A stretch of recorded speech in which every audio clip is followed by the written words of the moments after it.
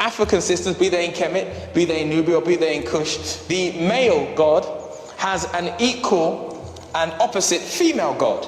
We see this representation in all African cultural systems that flow. Every Netcher in Kemet had his female counterpart. So I reference Asar and Aset.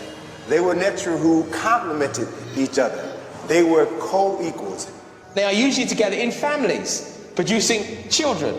We have a man and a woman and a child produced as the union. We tend to think of the deities as a family. It's not quite so biological, it's more religious. In the beginning there was only noon, the original ocean of chaos that contained the beginning of everything to come.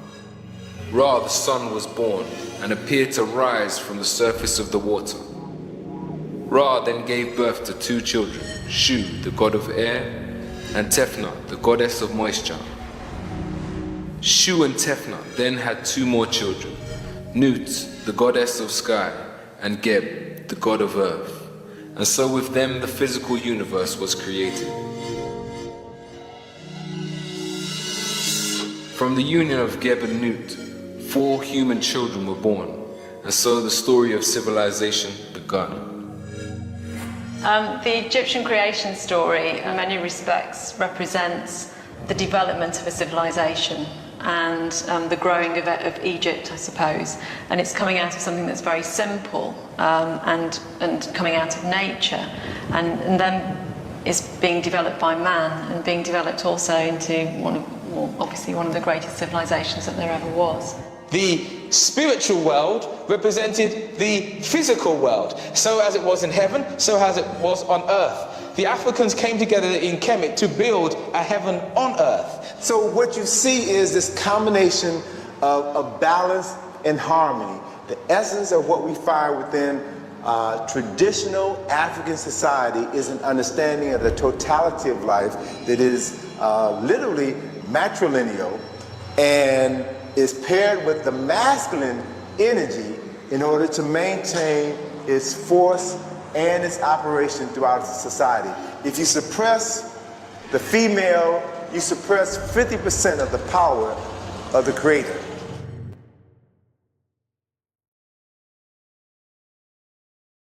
In African and Black indigenous spiritual traditions, there exists a profound and often overlooked truth. The divine masculinity was never conceived in isolation from the divine femininity. This principle is not merely an abstract concept, but a fundamental aspect of our spiritual and cultural heritage. It reflects a deep understanding of the sacred balance that governs existence and reverence for the complementary forces of creation. Our ancestors, in their wisdom, understood that the divine could not be fully realized without acknowledging the interconnectedness of male and female energies. This principle is evident across various African and Black indigenous cultures, where deities and spiritual entities embody both masculine and feminine aspects, reflecting the essential harmony that underpins the cosmos. In many African traditions, the concept of divinity is not confined to a singular, all-encompassing male figure. Instead, there is a rich pantheon of gods and goddesses, each representing different facets of life and the universe. For instance, the Yoruba religion features Orunmila, a male deity of wisdom and divination, alongside Yemoja, a female deity of the ocean and motherhood. Both are integral to understanding and navigating the world, embodying the essential balance and interdependence of their divine roles. Similarly, in the Akan traditions, the concept of Nyami, the supreme deity, is complemented by Asase Ya, the earth goddess. Nyame represents the heavens, while Asase Ya signifies the nurturing and sustaining aspects of the earth. Their partnership illustrates the belief that creation and sustenance are acts of collaborative divine force, not the result of isolated male authority. Among the Dogon people of Mali, the concept of Amma, the creator deity, is also entwined with the cosmic feminine principle. Amma's creation involves the divine female energy, emphasizing that the generative and creative powers are not exclusive to any single gender, but are a union of both.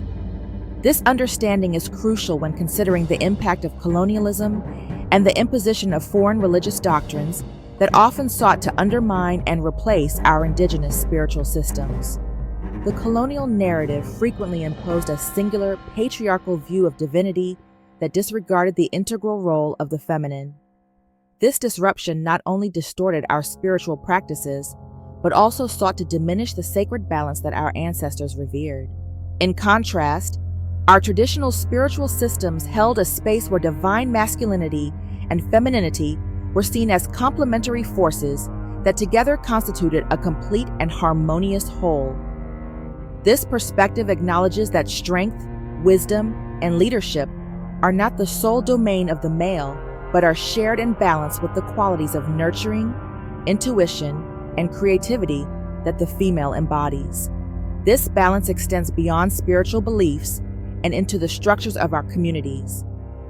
In many traditional African societies, leadership roles were often shared between men and women, reflecting a societal recognition of the importance of both energies.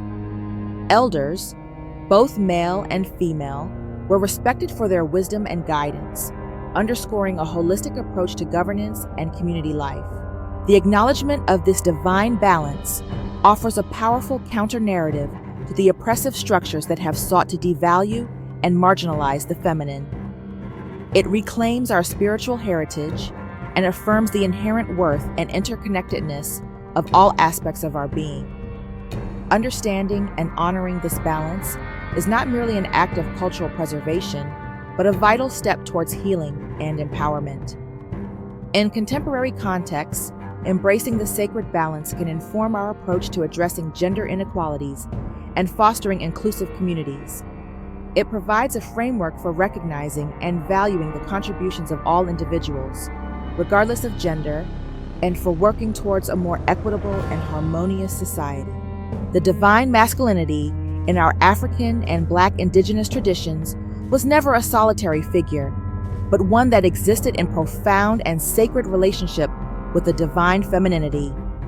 This understanding challenges us to remember and honor our spiritual heritage, to reject the divisive narratives imposed upon us, and to strive for a world where the sacred balance of all divine forces is recognized and revered. Through this recognition, we reaffirm our connection to our ancestors and their wisdom, and we pave the way for a future that honors the full spectrum of our shared humanity.